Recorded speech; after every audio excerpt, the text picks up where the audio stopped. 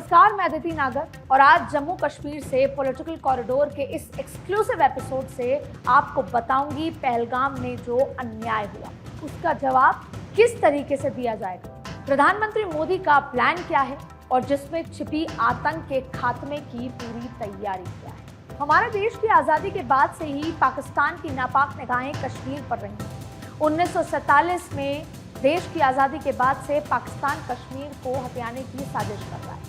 कभी किसी बहरूपिये के रूप में, कभी काबिलियों के भेष में, तो कभी चोरी छिपे घुसपैठ में। और 1990 के दशक तो देश आज भी नहीं भूल पाया है। वो 1900 का दशक, वो दौर जब कश्मीरी पंडित को खदेड़ कर कश्मीर से निकाल दिया था। उन्हें डर कर पलायन करना पड़ा था, ये उनकी मजबूरी बन गई थी। 1990 को आज भी, जो 1990 की जनवरी थी, वो आज भी कश्मीर और कश्मीरी लोग नहीं भूले हैं। जनवरी से मार्च के बीच तक 1 लाख कश्मीरी पंडित अपने घर छोड़ने पर मजबूर हो गए थे और कईयों ने तो शहादत दी थी, जान गंवा दी थी। 1990 के उस दशक के घाव अभी भी नहीं भरे हैं और कश्मीर आज भी उस दौर को याद करके तिलमिला उठता है। और इसी कश्मीर पर आतंकियों का पालनहार यानी कि पाकिस्तान की नापाक निगाहें हमेशा से कश्मीर पर रही। भारत से 3 बार जंग हार चुका पाकिस्तान ये जानता है कि भारत के खिलाफ सीधे जंग लड़ना उसकी हिम्मत की बात नहीं है। इसीलिए पाकिस्तान ने कश्मीर में अशांति फैलाने का ये षड्यंत्र आतंकवाद वाला रास्ता रचा है। आतंकवाद का पालनहार बनके पाकिस्तान ने कश्मीर को अशांत करने की हर मुमकिन कोशिश की है। कश्मीर पर छोटे बड़े आतंकी हमले किए गए, भारत की तरफ से उसका जवाब भी दिया गया और जब ज़रूरत पड़ी तो उसी हिसाब से पाकिस्तान के आतंकियों को भारत में सबक भी सिखाया।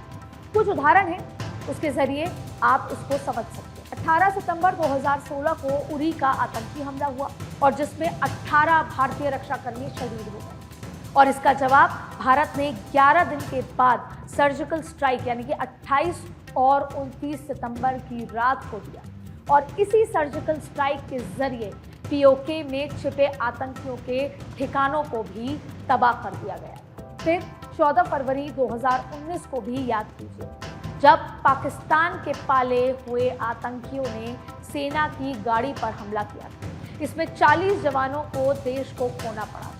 ठीक 12 दिन बाद 26 फरवरी 2019 को भारत ने एयर स्ट्राइक कर उसका बदला लिया। एयरफोर्स के फाइटर जेट बालाकोट में घुसे और घुसकर पाकिस्तान के जो टुकड़ों पर पल रहे आतंकियों को नस्तेनाबूद किया, उनके ठिकानों को खत्म कर दिया।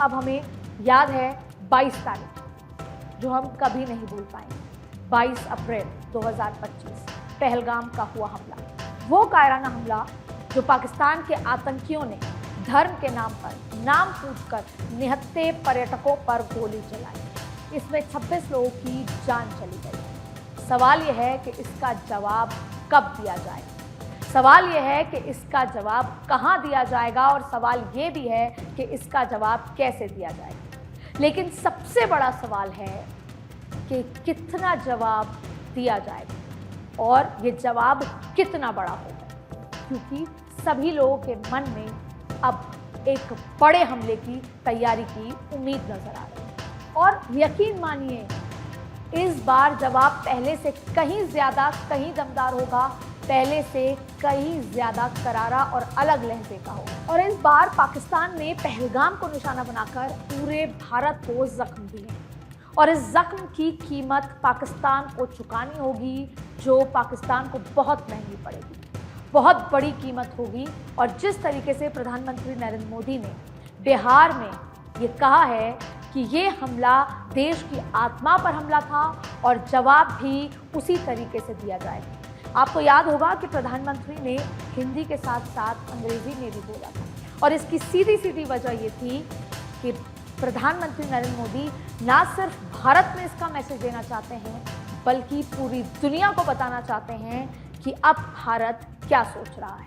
सबसे महत्वपूर्ण बात है कि प्रधानमंत्री नरेंद्र मोदी के लहजे से इसकी झलक देखी जा सकती है कि वो जो अब हमला होगा वो कल्पना के परे होने वाला है। इस आतंकी हमले में किसी ने अपना बेटा खोया,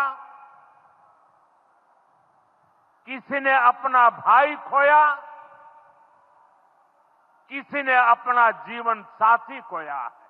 आज उन सभी की मृत्यु पर करगिल से कन्याकुमारी तक हमारा दुख एक जैसा है, हमारा आक्रोश एक जैसा है।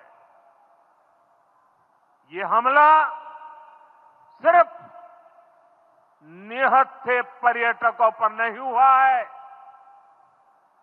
देश के दुश्मनों ने भारत की आत्मा पर हमला करने का दुस्साहस किया है।